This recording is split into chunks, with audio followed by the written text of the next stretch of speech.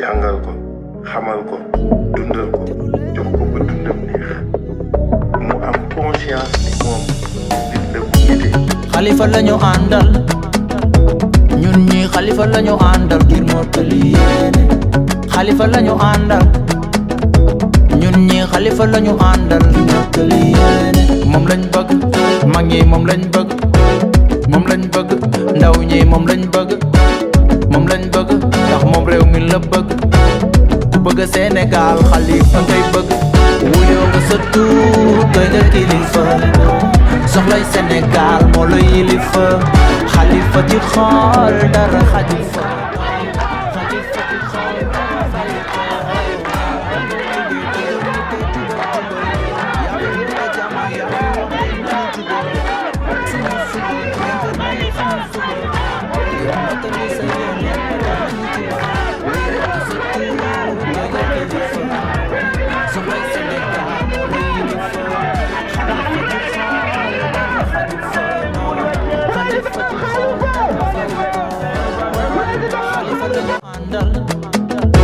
ñun de xaaf lañu àndal ngir mottali yéene. Xalifa lañu àndal ñun ñi Xalifa lañu àndal ngir mottali yéene. moom lañ bëgg mag ñi moom lañ bëgg moom lañ bëgg ndaw ñi moom lañ bëgg moom lañ bëgg ndax moom réew mi la bëgg ku bëgg Sénégal Xalifa ngay bëgg. waaye tamit ci wet gi amaat nañ fa beneen jàmbaaru jigéen moom tamit muy liggéey ca mairie ba ñu koy wax. On est content. Mu ngi am camarade bu doon mag. waaw Imam Arouna ñoo ngi lay nuyu président Khalifa Sall noonu dam la ko waxoon démb ni dina ñëw nga defal ko ñaan. yaa ngi ak Saliou Sarr sa mbokk la il est de Dagana Mamadou Sow également il est de Dagana président Saliou Gueye c'est votre camarade de très longue date. Il m'a soutenu ici, il me donne des idées et puis c'est lui qui a perpétué l'œuvre de Senghor, de Abdou Diouf. À chaque fois que je le parle de mon Khalifa, Inch'Allah, tôt ou tard, il sera président de la République parce que vous n'êtes plus seen morom. moo leen gën xam lu réew mi laaj. Bismillah. bàyyi bi ci borom bi tabaaraka wa taala yàlla bi nga xam ni moom rek moom man kenn mënul yàlla bi nga xam ni moom man fi ñu yaakaar rek yàlla ba tas yaakaar yi moom Muhammad Mustafa sallallahu alayhi wa sallam gën góorgóorlu bu baax nag nit boo àndee moom jàppale nga bañ kor moom kor war amul solo soo ne yow laa àndal yow laa àndal doo wur bés bi rek moo si am solo carte bi rek moo si am solo te nit soo àndee moom bëgg dimbali loolu moo jëkk nekk dimbali ak loo ànd mu ànd moom wur mooy wax ngeen nit kontaan fooree wax ji neex te bu ëllëgee nga teggi def ren amul solo ngeen góorgóorlu si baax comme ànd ak yow ngeen jàppale ko suñ si ànd ni ñëpp yàlla mën na jàppale ñu fa si sama aaj yëpp yàlla bi nga xam ne mooy ala nabi ya ayyuhalladhina amanu sallu alayhi wa sallimu sallallahu ta'ala alayhi wa ala alihi wa sahbihi wa sallama taslima subhana rabbika rabbil izzati amma yasifun wassalamu ya salamun ala al-mursalin yàlla jàppale dundal jox ko ba dundam neex mu am conscience ni moom nit la bu nite. Xalifa lañu àndal ñun ñi Xalifa lañu àndal ngir mottali yéene. Xalifa lañu àndal ñun ñi Xalifa lañu àndal ngir mottali yéene. moom lañ bëgg mag ñi moom lañ bëgg moom lañ bëgg ndaw ñi moom lañ bëgg.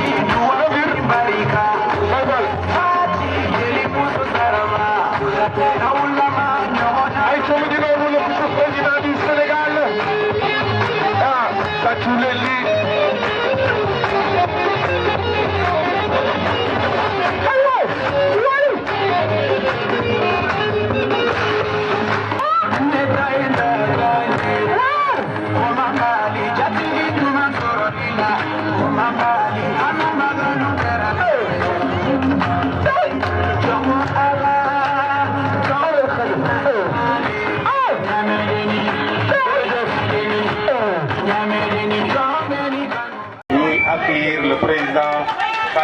Ababacar Sall waa Djidakhar ñoo ngi lay dalal di la wax bismillah fii ci dëkku Tidiane Niang que vous connaissez bien di la wax bismillah fii ci dëkku Mama Gaye notre premier intellectuel ingénieur agronome qui a travaillé ici bismillah ci dëkku Makhtar Diaw que vous avez nommé directeur à la ville de Dakar. Makhtar Diaw, votre frère, Makhtar Diaw, mon aîné, depuis 3 jours, il ne cesse de m'appeler et de me demander de dire aux populations djidakharoises, je veux une mobilisation remarquable, magnifique, parce que Khalifa Sall, c'est mon frère, Khalifa Sall, c'est mon idole. Khalifa Sall a fait de moi ce qu'il est aujourd'hui. dama lay xamal ni Makhtar Diaw gërëm na la sant na la waa Djidakhar maa ngi leen di xamal tey seen doom Makhtar Diaw Khalifa Sall tey moo ko def lu mu ko def kon ça c'est un point ça c'est quelque chose bi nga xam si war na taxaw tey ñun ñëpp ñu mobiliser derrière notre camarade et le 5e président de la République, Inch'Allah. Alors, je ne vais pas m'arrêter là, il faut que je présente la délégation, moi aussi, parce que j'ai des amis, j'ai des camarades. Je vais commencer d'abord par Mamoudou Sow, qui est le coordonnateur de la commune de Bokhol, avec qui on travaille en parfaite collaboration. Salut Sarr, le coordonnateur de Taxawu Sénégal, coordonnateur national et le coordonnateur départemental. Je vous présente mon collègue Aimé Sarr, Aimé, honorable député Aimé, qui est enseignante. On a eu à partager le jeudi 2 au collège Sacré-Cœur. Koumba Cissé, responsable du réseau des enseignants, président Khalifa, kontaan nañu si ñëw bii nga ñëw. Yaakaar naa tey kenn du natable ce parcours. Votre parcours est couronné de succès. Votre parcours est élogieux. Vous êtes député, le plus jeune député en 1983. Vous avez intégré vous avez intégré en tout cas, vous avez intégré l'ancêtre du PS. Vous êtes diplômé en droit constitutionnel, diplômé en histoire et géographie. Je m'arrête là et je remercie la délégation qui vous a accompagné jusqu'ici. Maintenant, je donne la parole au chef de village, Dok Aïe, mot de bienvenue, mais aussi Wakla, moi c'est problème. Il y aura d'autres personnes également qui représentent les femmes qui vont parler des problèmes des femmes. Je vous remercie et je vous demande d'appeler très fort le président Khalifa Ababacar Sall, 5e président, Inch'Allah. waa kon chef de village moom la ñuy jox Omar Gueye ñu may ko loxo chef de village bu dee mu ngi fi mu ñëw dalal gan yi. suñu mbokk mi ñu uti nag yal na ko yàlla defal ci dara ji Yonent bi sallallahu alayhi wa sallam yal na ko yàlla may mu nekk président bu sedd bu ànd ak jàmm ànd ak yiw nekk ñëpp woteel topp ci ginnaawam ndax ñu am changement boo xam ni bu ëllëgee ñun ñëpp danañ am kontaan am dëkk kon yal na ko yàlla def mën nañoo fal nag waaye mën nañoo ñaan ci saayir ak ci baatin kon daal di ko ñaanal ci saayir ñaanal ko ci baatin yàlla may ko wér mu fekkee te tal ndax man ngaa wér te fekkee te doo tal kon yàlla na fekkee te tal ba lu muy wuddi yàlla dafa ko daraje si na alayhi salaatu wasalaam di barke si Babacar Si radiyallahu taala anhu kon ñu jàng fatiha jàng salaatul fatiha jàng falaq ak naas te jee ko benn période salaatul fatiha ñun ñëpp ñu àndandoo xool ñu am yéene ñaan ni ñaan gi yal na ko yàlla defal yàlla nangul ko mu nekk président boo xam ni président tous les Sénégal ci daraje Seydina Muhammad sallallahu alayhi wa sallam wa ala alihi haqqa qadrihi wa miqdaarihi al-azim ألم نشرح لك صدرك ووضعنا عنك وزرك الذي أنقض ظهرك ورفعنا لك ذكرك فإن مع العسر يسرا إن مع العسر يسرا فإذا فرجت ونام اللهم إنا نسألك من كل عام فرجا ومن كل ضيق سلام على المرسلين والحمد لله رب العالمين yëpp kenn ku nekk na ci xolam yal na ko yàlla yéegi mu nekk président de la République. jërëjëf imam yàlla fay. macha allah asalaamaaleykum wa rahmatulah. ñu ngi nuyu ñëpp fi teew di jiital nuyoo bi kilifa gi tey ji nga xam si moo rot si dëkk bi ñu am kontaan bu baax di ko gàttanu ndax dafa nekk li nga xam ne si suñu ay doom yi nga xam si dafa seq ñoom teraanga te lu olof di wax picc nga sa kaw waaye xel maa ngi suuf bi kii sama natto nga waxoon léegi muy Makhtar Diaw Makhtar yàlla def Dakar la féete milité foofu waaye daanaka fii dara réeru ko xolam ak xelam yëpp fii la nekk si dëkk bi mu dëkk ba xam si amul lu mu ko jarul kon bu fekkee nitu Makhtar ñoo si dëkk bi ñun duñ ko jàppe comme Makhtar kon monsieur Sall kon ñoo ngi lay teeru di la tatagal di la wax bisimilah si fii si dëkk bi si Jëlaxaar mu ànd ak suñu frère bi nga xam ni moom sama lépp la sama camarade d'enfance sama promotionnaire yàlla def ñu bokk lépp moom tax mu def tout pour ngeen ñëw fii kon ñoo ngi leen di wax bisimilah fii si dëkk bi ñu wax ci Dakar muy dëkku cosaan ci dëkk ba nga xam ne si wax dëgg yàlla comme ni mu ko waxee daanaka ay nit yu ràññeeku si réew mi jaar nañ fi am na fi ndax ki mu waxoon léegi muy góor gi Alaaji Tidiane Niang def naa ku ko xamoo tam dégg nga turam rawatina si parti bii nga nekk muy rawatina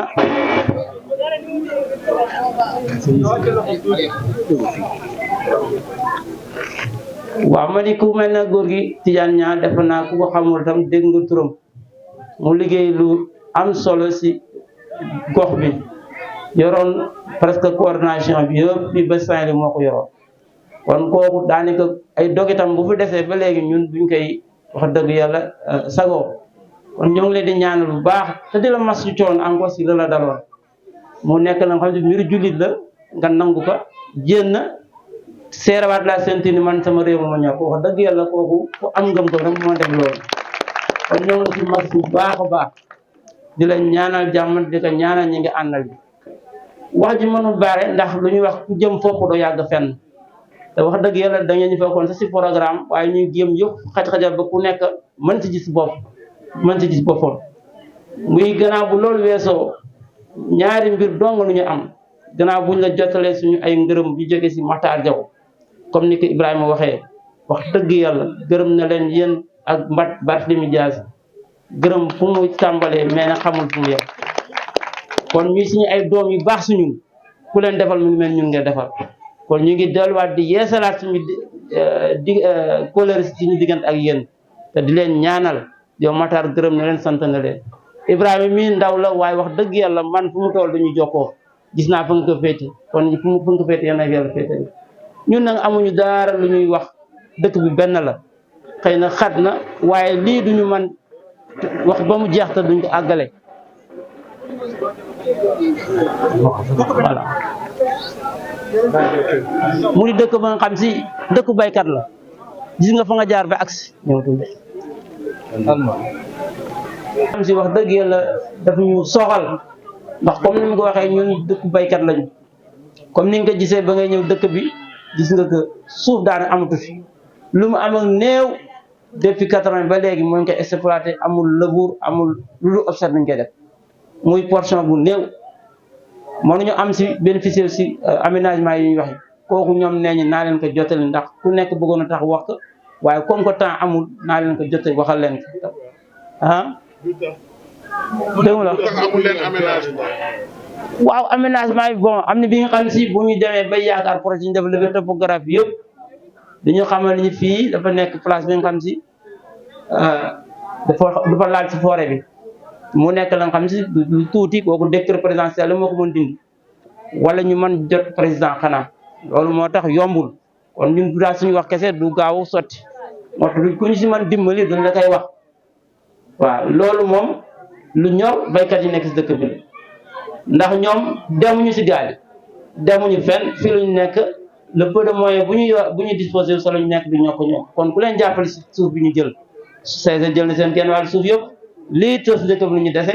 kon buñ ko aménagé woon dana gën a yaatu kon loolu ñoom da koy dénkuloo si man nga def ko si beneen bi mu ngi xam si ku xam njàng lu mu mel si dëkk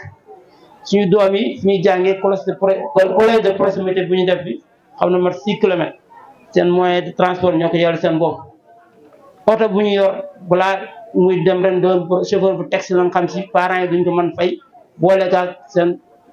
ndékki ñoom seen dafa nekk lu diis la nga xam si transport boobu ñuy wax kooku ngeen dimbal leen ak ku ngeen leen mën jàppale ak ku ngeen leen mën boole mu des si loxoom kooku ñu ngi leen koy joytu ku mel ne Barthélemy gis ñu lu muy def am nañ si yaakaar nit yow mën nga ko jot nga dimbali ñu àggaleel ñu ko loolu ak keneen ku mel ne moom kon bañ yàggal bañ guddal kan ñaari point yooyu mu nekk nga xam doléance yu xam si yoon yi moom gis ngeen ko poussière bi nu leen sonné bi ngeen ñëw yooyu yëpp ku si def sa loxo tam dana baax si ñun kon bañ guddal ñu ngi leen delloo kàddu gi di leen wax seen dem ak del si yàlla si yàlla dafa jox bi mu sedd élection yi jub si nag comme ni ñu wax non violence ndax këpp ñëpp xam nañu violence dara xaju si kon nguur ak lu mën a am si jàmm niñ koy wutee kon ni ñu ngi taalal loxo di ñaan ñëpp Sénégal citoyen leader politique yëpp yàlla na yàlla jàmm Sénégal kuy ñaan kuy wut kuy xëccoo yëpp jiitalal jàmm yàlla mooy maye yàlla ku muy fal moo xam yàlla ñu tànnal ku gën si ñun kon ñu dinañu gàttal di wax ni bisimilah si jila xaar yéen a ngoon population baa ngoon. gannaaw bu ñu sante yàlla julli ci sangu-sang yi Seydina Mohamed di sant suñu ñaari waajur di leen ñaanal yal na yàlla way fa su seen kaw ñoo ngi nuyu mbooloo bi yëpp di ziar ñëpp di masawu ñëpp naan la xalifa bismillah bismillah ci biir gi Dakar bismillah ci sa dëkk bismillah ci dëkku Makhtar Diaw depuis biig ba léegi mi ngi may téléphoné man sama promotionnaire la ñooy leen première promotion de lycée Alpha Mayoro de Dagana Makhtar Diaw xamal ma ni ma dama bëgg xalifa ngeen accueilliral ma ko accueillir bu mucc ayib ndax lépp lu ma mënta mel si àddina xalifa moo ma ko def nga ba gërëmal ma Barthélémy Dias ndax ku baax la ku ma yéene la ku ma jàppale la mun ma sama demu màkk bii kereeg bi ñu sosee suñu panel première promotion lycée Alpha Mayoro Makhtar Diaw moo si jëkk génn a laaj mun ma Barthélémy Dias moo ma ko def dañuy génn biir bi mun ma Makhtar Diaw yow yaay grand Makhtar yow yaay dem màkk tàccu leen loolu mu ne ma su ñu ñëwee gërëmal ma leen santal ma leen ndax lépp lu ma man fa am rek ñoom la te Makhtar nag lépp lu ma am rek di Dakar la ko yéene ndax fii la dëkk macha allah ni ngeen gisee Makhtar ci fulla fayda ak jom fii la ko jële di Dakar ñi fi jigéen ñi fi nekk fulla fayda ak jom la ñu am te lépp lu ñu la won loolu la ñuy ay femme battante jigéen ñu bëgg liggéey jigéen ñu nangoo liggéey waaye nag ñàkk doole lool financement yi macha allah dégg rek lañ cee am gis nga suñu enclavé on est enfermé par la CSS amatuñu sax fi ñu génn gis nga le président chef du village doon wax léegi mbay mi ñun mbay rek lañu am mbay rek moo ñu bàyyi fii waaye amuñu suuf le peu li ñu am amul aménagement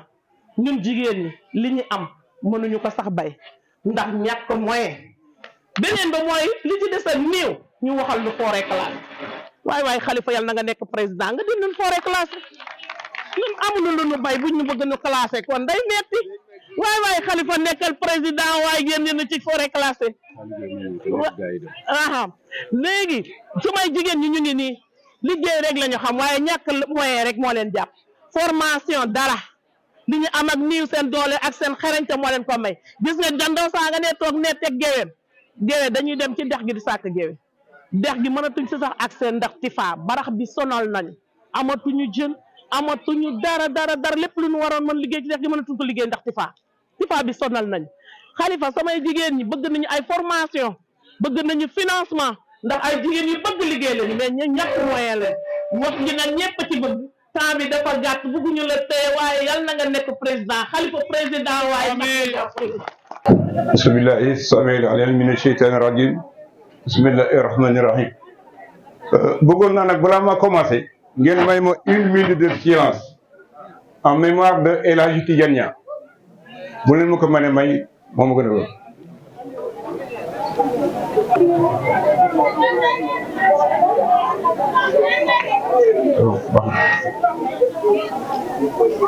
jërëjëf. Auzubillahi mina sheytaani rajim bismillahi rahmani rahim.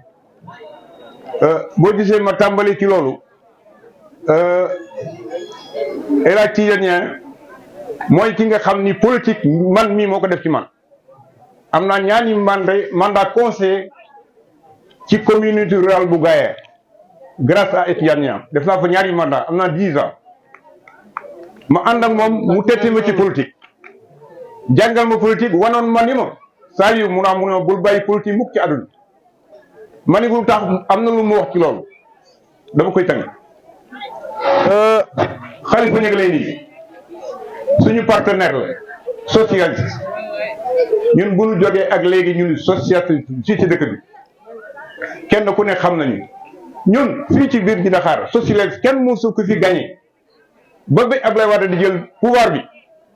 ñun ñoo gagné fii ci dëkk bi ñun mosuñu depuis départ Abdou Diouf bi ñu nekkee ak moom nekk ak moom ba 2000 combien 2000 ci la alors Abdoulaye Wade jël kenn mosuñu gagné fii grâce à Tidiane Niang nag jàppale ci gauche et droite Khalifa ñaari Khalifa lu ñu amoon Khalifa Ababacar Mbaye yal na yàlla yokk leer Khalifa Sall yal na yàlla jàppale la ne ñu monte yu baax yi ñooy bokk heure pourquoi ni nga àndee Barthélémy Dias ngeen nekk boobu ba léegi ànd jàqale kooku leen noonu moo tax man la monte yu baax yi yëpp ñoo bokk heure yéen yéen bokk heure yal na yàlla jàppale Mamadou Sow maa ngi lay nuyu kii mooy suñu camarade ñoo nekk ndawoon ci socialiste moom it branche bu ne def na ko jàmbaar la lu ne xeex bu ne def na ko am Mamadou Sow mi yal na yàlla taxawu la lu ne mérité nga ci parti xëy na àggagoo waaye nag yal na la yàlla àggal ni yoon jotaay bi nag tey dafa am ku ko waral dëgg mu Ibrahima Gueye il faut le dire Ibrahima taxawaayam rafet na ci Jidaxaay Ibrahima avant muy dugg ci parti bi wax na ma ban parti nga bëgg ma choisir que dugg ànd ak moom ma ne ko seetal mu ne man de Khalifa doy na ma ne ko àndal ak moom parce que ñun ñoo nekk woon ak moom socialiste kenn même jigéen bu ñu ko sampee daanu ànd ak moom pourquoi ñu dëgguluñu ñu am fulla am fayda lañu du ñu war parti bi nu nekk du ñuy war xamuñu Ibrahima ñëw ànd ak Khalifa barki dem ba la fi ñëw ba léegi dëkk bi porte à porte lu toppee kenn ku ne mu leen Khalifa day ñëw kon Ibrahima yàlla na la jàppale sa taxawaay rafet na kontaan nañ ci yow wante nag kéwal du tëb doom ji bët yaay jarbaatu El Hadji Tidiane Niang kii moo Tidiane Niang yaayam ak Tidiane ñoo bokk ndey ak baay kon nii nga mën a mel Khalifa ñooy ñaanal imam ñaanal na la fële ki la ñaanal léegi mooy rakku imam ñoo bokk ndey ak baay wallahi yàlla mën na ci jàpp waaye nag imam waxoon na ko sànq booy ñaanal nit ñaanal li gën ci moom yal na yàlla defal la kon Khalifa li gën ci yow yal na yàlla defal la ndax yàlla moo xam li gën ci yow kon noo ngi ñaan yal na yàlla defal la ko tànk yi nga dox nag pour nemmeeku bokk yi ma delluwaat kër El Hadji Tidiane Niang ngi nii yéen a bokkoon parti yéen a nekk doom yéen doon waxtaan yéen a réunion mu nekk secrétaire général coordination Dagana ca Paal bëggam yàlla Tidiane moo ko yoroon ñëpp daan nañ ko fekk gi def dëkk bi maanaam kër gi ku ne fekk na fi responsable bu ne dugg ci kër gi man li ma wax rek pour balaa ma teral mooy xëju kii wu tax mais danaa la wax ay jafe-jafe yu fi am benn gars yi wax nañ ko mooy mbay mi dem nañu pour aménager ñu wan ni dañu bokk ci forêt classée ci ñun il faut ñu bokk ci forêt classée ñun suñu tool ma ngi woon ci kaw lii lépp ñoo ko moomoon MIMA dafa ñëw puus ma fii yóbbu ñu ci forêt bi mënu ko aménager kon ñun mën nañu wax ni nekkuñu ci forêt parce que MIMA moo ñu fi indi comme ni war a moo fi indi nag ñu nekk fi bëgg aménagé suñu tool depuis bu ñu ko aménagé léegi mën nag ëpp na 20 ans kenn aménagé ko tool yi loo fa def du avancé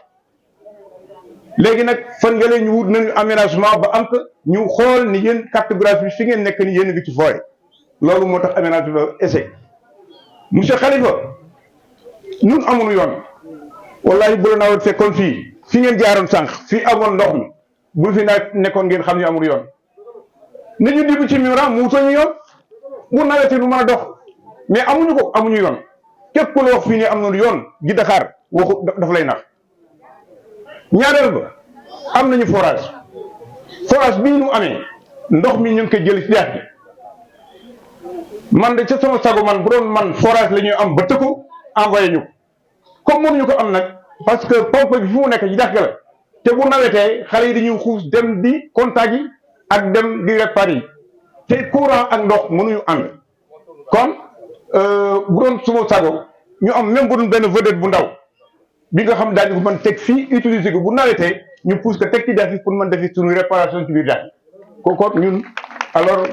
bëggoon nañu loolu du ma terminer ci ma gërëm suñu jigéen ñi Khalifa ñëpp lu ñu mën nun ñii jigéen ñi la ji Dakar gi jigéen ñi taxawaay biñ ci am benn gan bu fi mos a am wallahi mënu ngeen fi yenn si bu leen fi yenn si woon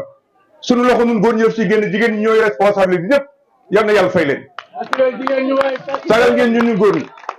bu doon yéen góor gi waxoon ne bu doon tubay julli njaa waaye tamit bu doon yéen dana metti lool ci ñun yal na yàlla fay leen ay Khalifa lii rek la bëggoon dénkal ko yal na la jàppale ndax da nga ñëw pour seet say bokk da nga ñëw pour seet say xarit da nga ñëw pour seet say àndandoo ñi ngi ni nag di Dakar fu ñu nekkoon ña nga fa et yéen réeroon nag da ngeen ñu réeroon pas il faut le dire ndax parti bu doon PS bu demee ba mënatuñ ko dégg mu doon lu nu metti am na benn waay boo barki dem maa ngi koy dégg ci ndombo moo foofu lu am solo ñun bu doon suñu sago nun parti socialiste am candidat mais loolu moo jàll PDS tas na PS tas na mais pourquoi mais vous êtes là mais normalement yéen wax dëgg yàlla moo tax bu ñëwee Khalifa lii ma ne xamu leen Khalifa nii walaay xamu leen yéen ñi ñëpp moo leen gën a rëy programme njàng mais ku nekk ak Senghor nekk ak Abdou Diouf bu ñëwee la nii nga war nga xam ni da ngay wax rek ñii wallahi mën nañ jàngal ku ne Khalifa Sall Barthélémy Dias dañu nekk xale bu tuuti nekk ak Abdou Diouf bay tey jii kon lépp lu ñu wax ci yéen man xam naa waaye nag politique moom mel noonu nit boo ko bëgg gàllankoor il faut nga am la nga def mais nag yàlla na yàlla nanguwul leen nattu boobu ndax doomu adama pour mu réussir ci yenn yi il faut mu am jafe-jafe boobu nag yàlla na yàlla teggi leen ko pour toujours yàlla na yàlla teggi leen ko pour toujours et léegi nag kii ñëwagul maanaam comment dire campagne ñëwagul ba tax na lu bare mënuñu ko wax da nga ñëwoon pour nemmeeku ci mbokk yi ak xarit yi xam aussi nu nu nekkee loolu rek moo la fi indi moo tax dañuy gàttal fii en attendant sa retour boo retour nag alors daana la wax yeneen yi nga xam ni alors daa ngeen xam ni alors noonu lañu ko war a waxee mais pour le moment fi la ñu gàttalee wa asalaamualeykum wa rahmatullahi wa barakatuhu. asalaamaaleykum mbooloo mi ñoo ngi nuyu ku nekk ci turam ak santam di jiital ci nuyu bi imaam ak borom dëkk bi di leen gërëm di leen sant ci seen teewaay mais di surtout rafetlu ni ngeen ñu taxawoo teeruñu ñaanal ñu digal ñu yedd ñu yeb ñu merci beaucoup sa mbokk rek la mënal lool vraiment rafetlu nañ ko lool merci beaucoup ki mujj wax léegi dafa fàttali suñu wayjur suñu kilifa koo xam ni dafa doonoon royukaay militant bu mag mais surtout doonoon nit ku tabe nit ku baax nit ku yëwan nit ku xamoon ni mbokk nit ku doon bokk ak ay mbokkam mooy le Papa Tidiane Niang tout à fait ñun ñëpp muy waalo gi muy Dakar gee mu nekkoon xaar yàlla waalo rek la doon bañ dégg mënul souffrir waalo bu am problème lu mu mën ak lu mu am defaloon na ko ay mbokkam ak i ñoñom yal na ko yàlla fay parce que nag loolu lañ ko desee léegi di ko ñaana parce que nag soo amee wayjur wu ni mel danga koy tiitaroo di ko fàttaliku mais tu le poses surtout en modèle pour que genn bañ fàtt ah ngeen tëgg fi koo xam nag suma xarit la suma mbokk la mu doon koo xam ne fulla bu rëy la am tabar fulla yi sax dafa bari muy Matar Diaw Matar Diaw waalo waalo piir la bari jikko gaaw mer bëgg boppam fonk boppam xam boppam vraiment lépp lu ngeen ci wax rek dëgg la lépp lu ngeen jax dëgg c'est vrai dafa bari fulla de suñ daan dem bi ñuy def taxaw mu metti woon lool nga xam ni dóor daal la xam nga ñun waa Dakar suñ ne dóor daal la rek mooy affaire bi saf na sàpp bala ngeen di jóg rek Matar jiitu na et ça c'est lui vraiment ma bëgg ngeen xam ni c'est un homme de dignité et de fierté mais surtout ku mën liggéey la nag nomewuma ko directeur parce que suma xarit la nomewuma ko directeur parce que sama mbokk la dama ko fa def parce que da ko xam da ko mën te dafay mën liggéey kooku dama bëgg ngeen ñu d'accord parce que ñi ñu jàngal liggéey dañuy jàngal ñuy def abstraction ci considération subjective donc ngeen xam ne Matar c'est pas parce que mbokk la wu xarit la mais parce que poste bi mu yor da ko yelloo da ko xam da ko mën et nam koy liggéeyee ak lam fay def wane na ko di leen gërëm ci li ngeen sant Barthélémy Dias Barthélémy suñu rakk la suñu jarbaat la ku bëgg waaw góor la ku am fulla la mi ngi woon ak ñun ba démb ci guddi lay soog a dellu parce que malheureusement il faut mu liggéey donc mi ngi leen di nuyu ñu di leen jottali nuyoo di leen wax nag ne li ngeen fi wax ñetti yëf la loo xam ne daf ñu soxal fukki weer a ngi nii ñuy dem ci gox goxaan yi dem ci dëkk yi demuñu fa dara lu dul root ci nit ñi waxtaan ak nit ñi parce que li weesu ci liggéeyal askan wi mooy ñëw rek naan danaa la defal danaa la mënal yooyu dafa xew yi bu leen ko sax nangu parce que gars yi digaate fii tubaab nee na les promesses n'engagent que ceux qui y croient bu leen nangooti kenn dig leen bu leen nangoo si ku fi ñëw nga naan ko may ñu defal ñu nit ki su fekkee dafa jóg pour ñëw seet si la pour liggéeyal la mais li muy def par force la problème mu ndox bii ngeen fi wax mais surtout problème mu suuf si leen ñor trouver solution par force la parce que mun nañu ne nit ki dafa bëgg liggéey dafa bëgg mënal boppam defal boppam pour moomal boppam mu am obstacle obstacle bu nekk am na solution Khalifa Sall président de la République incha allah dana xool seen problème bi trouver ko solution parce que nag loolu la mbokk mënal moromam mais surtout du pour rek fu mbokk mais parce que lu war la parce que waalo gi nag nga jóge waalo jéeri ñëw waalo tàkk ba ngay dem jukk problème bi benn la suuf la ndox la mbay mi la sàmm gi la napp gi la li nga fi wax léegi ci tifa bi mooy la am sama kër maam ak sama kër pap soo demee soo jógee kër Momar Sarr gànket ba fii tifa bi fatt na leen tere na leen liggéey mënatuñu def dara nee naa waa waalo muñ leen rek fanweeri fan ak benn ci des fan leen ma président rek mu jeex incha allah parce que xam nga da ngay màgg di gis yenn yi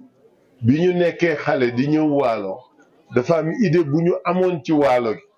mu doon naataange ñu bëgg liggéey bëgg seen bopp mënal seen bopp garder seen dignité parce que waalo ñàkk jëriñoo ko la xam léegi ñàkkum suuf ñàkkum ndox ñàkkum aménagement ñàkkum engrais ñàkkum liggéey ñàkkum projet tax na ba ku nekk bëgg ñooyab duñ ko nangu il faut que ñu dindi lool donc ma bëgg rek ngeen xam ne problème yi xam nañ ko waxtaan nañ ceeg nit ñi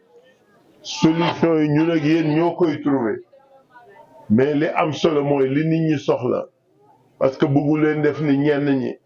bëggu leen dem ci mbëkk mi bëggu leen dem ci gaal gi te dama kontaan parce que wàllu gi yëpp foo ci dem xale yi dañ naan la duñ dem ci mbëkk mi jox leen ñu suuf jox leen ñu bay jox leen ñu liggéey kooku su la ko sa mbokk di wax da ngay tiitaru moo tax trouver solution par force la il faut que ñun ñu trouver solution ci mbay mi ci sàmm gi ci napp gi yéen jigéen ñi dem bëgg ñu jàng ñu d'accord ci dara naam sax yéen a yor kër yi temps yi parce que sama ñoom papa ak sama nijaay sonn nañu lool li ci gën a métti mi ngi ci yéen mais dooleel leen mooy ñu jox leen moyens yu ngeen mënal seen bopp mbay mi baax na de mais xam nga lan moo xewi ci àdduna nga bay sa gerte wala bay sa ceeb rek jaayee ko noonu loolu dafa xewi yéen ñëpp yéen a ngi wax projet li ngeen di wax mooy projet mooy femme transformatrice loolu mooy révolution bi ñu war def ci dëkkaan yi fexe ba jigéen ñi ak xale yi li ñuy bay muy ceeb muy tomate muy légume lu mënta doon nga bay ko soppali ko jaay ko tant que egguñu foofu rek eggaguñu fenn te yéen ñii ku leen defal ngeen def donc ma bëgg rek ñu d'accord ci dara seen mbokk seen doom moo ñëwoon seet si leen li ngeen ma wax xam naa ko dégg naa ko man nag duma diggaate maa ngi yéen a yem parce que bëgguma fi wax lu ma dul def wala duma fi mën dellu si te ma gën a fi dellu si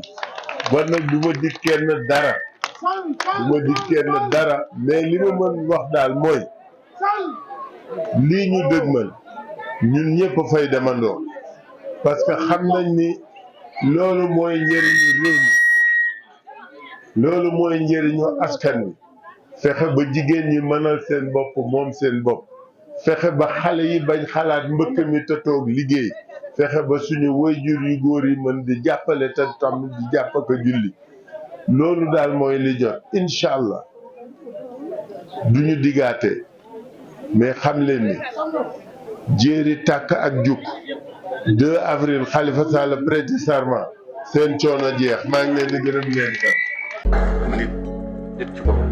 yar ko faj ko jàngal ko xamal ko dundal ko jox ko ba dundam neex mu am conscience ni moom nit la bu nite Khalifa lañu àndal ñun ñi Khalifa lañu àndal ngir mottali yéene Khalifa lañu àndal ñun ñi Khalifa lañu àndal ngir mottali yéene moom lañ bëgg mag ñi moom lañ bëgg ndaw ñi moom lañ bëgg ndax moom réew mi la bëgg ku bëgg Sénégal Khalifa ngay bëgg wuyoo nga sa tuur doy nga kilifa soxlay Sénégal moo la yilifa Khalifa ci xool dara xaju fa non Khalifa ci xool dara fayu ko waaw nangoo liggéey te bu nitee jubak jubal yaa fi woote jàmm yaa fi woote nañu juboo suñu suba dénk na la suñu suba ngir mottali sa yéene pale lañu jubal wuyoo nga sa tuur doy nga kilifa soxlay Sénégal moo la yilifa Khalifa ci xool dara xaju fa non Khalifa ci xool dara fayu ko waaw Khalifa lañu àndal ñun de xaaf lañu àndal ngir mottali yéene Khalifa lañu àndal ñun ñi Khalifa lañu àndal ngir mottali yéene moom lañ bëgg mag ñi moom lañ bëgg